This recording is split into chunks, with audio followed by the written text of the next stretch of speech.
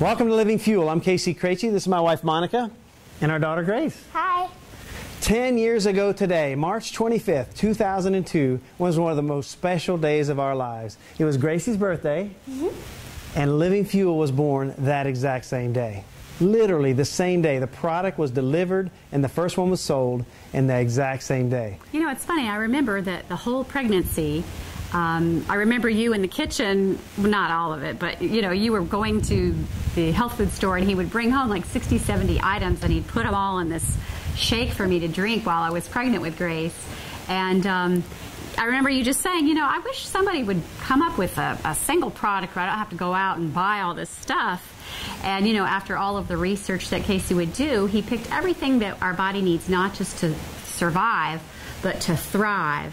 And here we are today, 10 years later. Pretty exciting. You were drinking the prototypes, and Gracie was the first Living Fuel baby. That's right. That's and there's right. been hundreds of Living Fuel babies since then. We wrote an article called the Super Pregnancy, and if you want that article, you can find it on livingfuel.com, or we can send it to you. As a matter of fact, I was looking through some photo albums today, and I wanted to show a couple of photos of this. I got a couple of pictures here of Grace when she was born.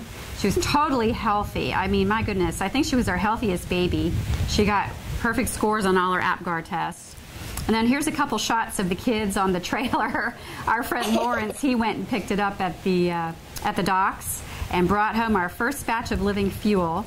And, you know, Casey, we weren't trying to start a company. I mean, you were just creating this product, and this was going to be our family's lifetime supply, if anything. I mean, you knew that a couple of our friends might be interested in it, but boy, little did we know. Little did we know. You know, literally, you know, again, we knew people that followed us closely would want the fuel, but you see it wasn't a huge batch. And Lawrence and Paula, they were the first customers on that same day. And hello, Lawrence and Paula, you're still customers to this day. So we're excited to have you, and all of you that have been with us the whole way, and those of you that you've just joined us.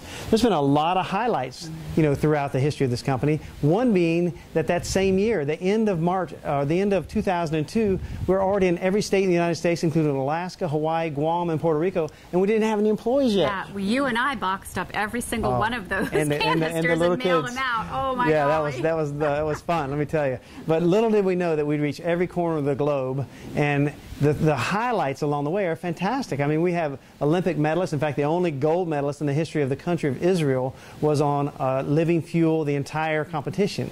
And then Gol Friedman, right? His name is Gol Friedman. And then, of course, Dara Torres. Dara Torres, with her great success, 3 silver medals in the last summer's Olympics. And so many other Olympians, and then athletes from every sport you could name. I mean, the top names in golf and tennis and basketball and football and you name it. But that's not the only excitement. Sports, we have stay-at-home moms and elderly and babies. And again, we talked about the hundreds of babies.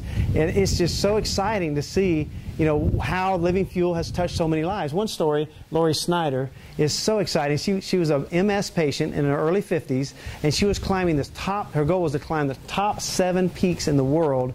And on her way, her doctor introduced her to Living Fuel, so she trained with it, and she even took it with her on the trip. And she was able to put Living Fuel in her water bottles and drink it all the way up, when most people have to all the way up Mount Everest. Yeah. Yes, most people can't eat after they get past a certain line because of the oxygen levels. And she was able to continue all the way to the top. And when she got to the top with her 10 minutes, yeah, she had a flag, the Living Fuel flag. She pulled it out and she took a picture for us because she just loves Living Fuel and what it's done for her. And so the cool thing about that is that we ran that story when she got back. It was fantastic.